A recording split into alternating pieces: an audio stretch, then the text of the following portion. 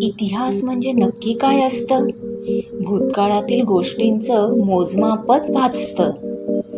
संशोधनाचा पुरेपूर कस जेव्हा लागतो, तेव्हा कुठे पुराव्यांचा क्रम रचला जातो.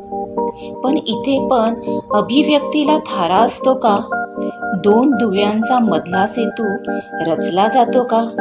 शाळकरींच्या अभ्यासाचा भाग जरी असतो, तरी बऱ्याचदा मार्कांच्या शर्यतीचा धावच फक्त वाटतो.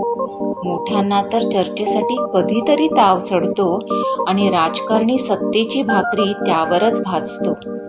अहो, पण घडलेल्या सगळ्याच गोष्टी इतिहास नसतात. युगपुरुषांच्या किमयाच फक्त सुवर्ण अक्षरात कोरल्या जातात.